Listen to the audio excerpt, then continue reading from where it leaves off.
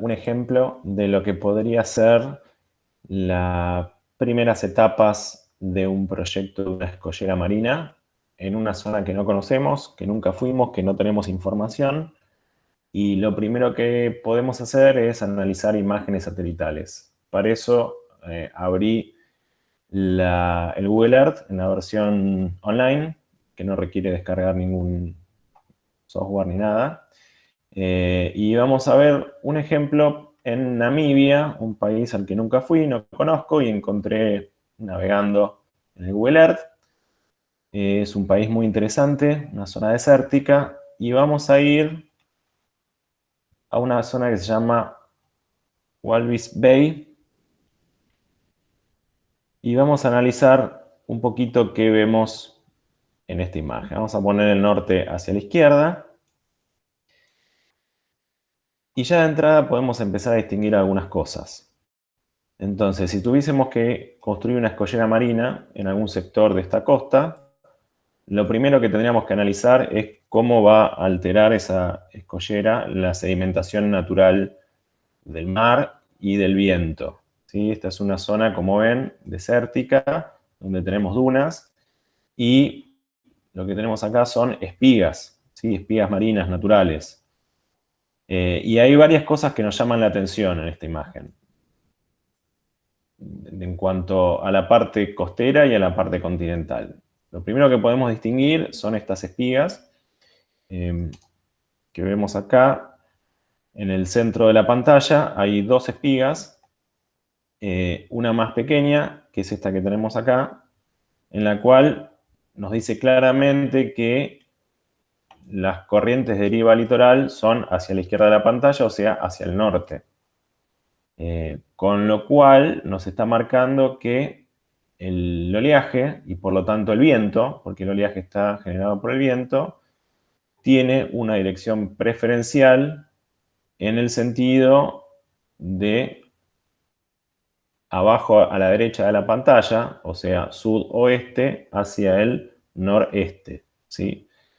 Por eso estamos retrabajando y transportando la arena disponible hacia la izquierda de la pantalla. Si vemos un poquito más al norte, lo que vemos acá son una localidad que se llama Walvis Bay y una serie de sembrados en esto que nos llama la atención, que es una espiga un poquito más grande, y acá hay una entrada, ¿sí?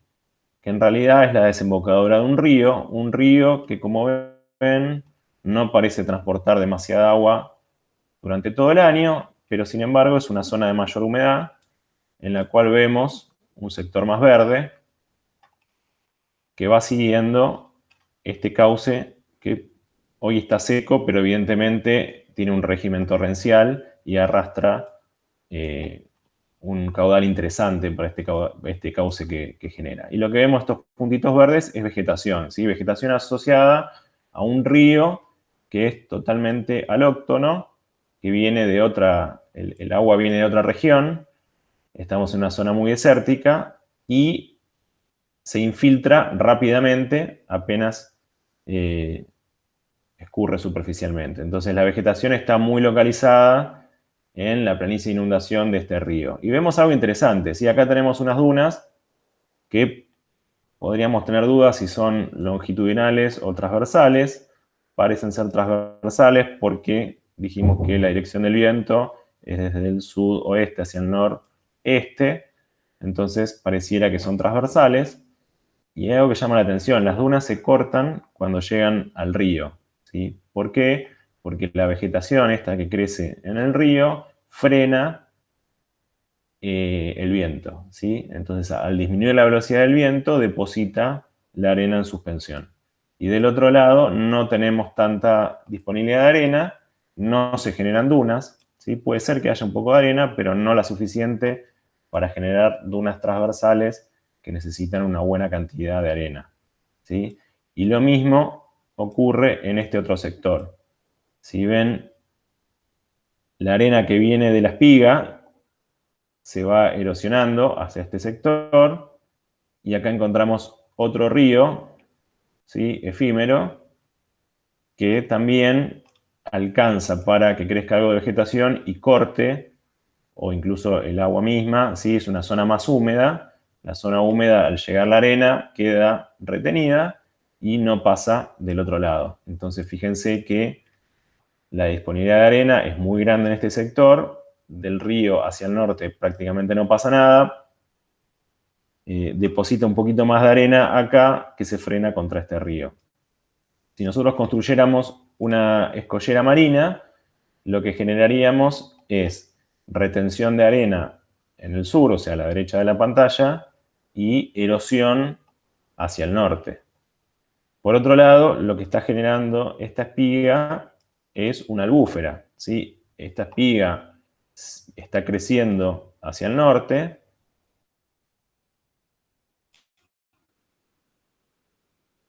En este sentido, ¿sí? Hacia allá. Y lo que va finalmente a lograr es cerrar este río, esta bahía, a la altura más o menos de esta localidad que se llama Langstrand,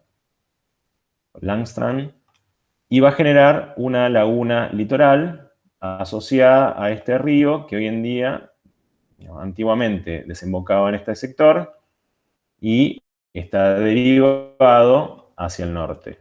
¿Sí? Y va a terminar cerrando.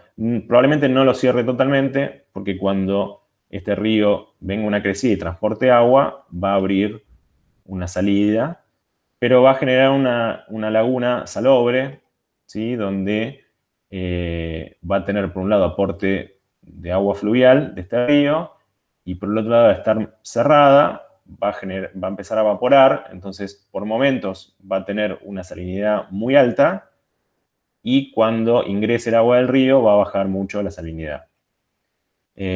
Bueno, también vemos en este sector unas dunas más sinusoidales, ¿sí? Que prácticamente son dunas barjanoides, ¿sí? O sea, entre las dunas Barjan y las transversales, tenemos las dunas barjanoides que no llegan a ser totalmente Barjan, pero que tienen una cierta forma de C, ¿sí? Unidas unas con otras. Y bueno, si seguimos investigando, vemos distintos tipos de dunas. Acá hay dunas Barjan propiamente dichas, ¿sí? Donde nos indica que el viento tiene una dirección preferencial desde el sur. ¿Sí? Puede ser que vaya cambiando un poco la dirección del viento. Bueno, y si seguimos investigando, sí, acá hay un campo de dunas Barjan claramente.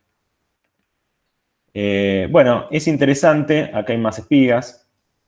Es interesante analizar estos ambientes desérticos muy áridos, sobre todo en zonas costeras, porque combinamos dunas costeras con dunas más continentales.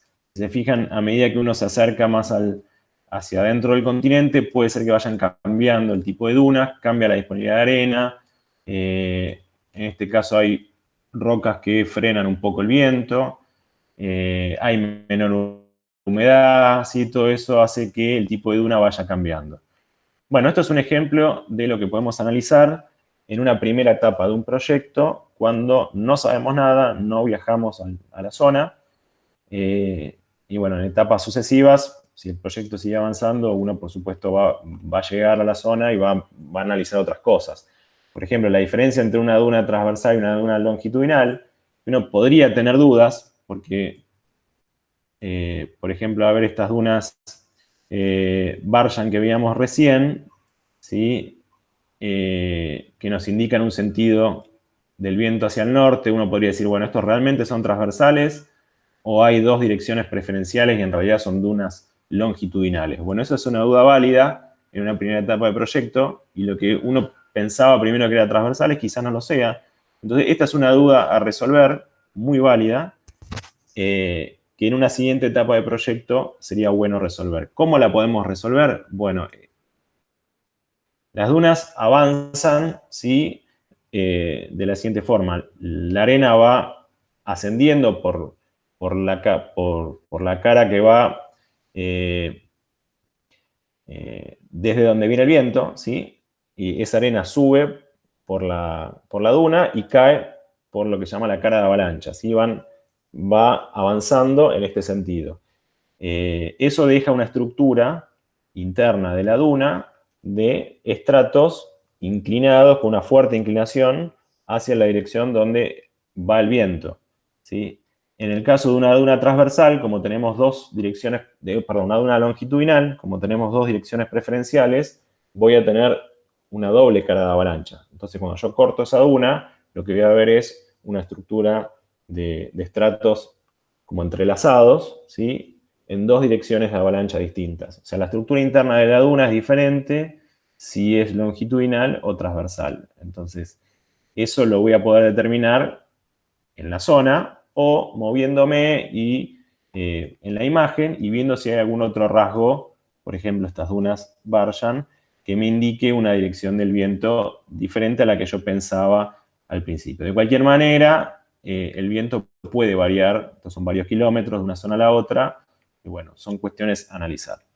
Lo que es claro es que hay una dirección preferencial hacia el norte o hacia el noreste debido a que las espigas se están formando y avanzan hacia el norte.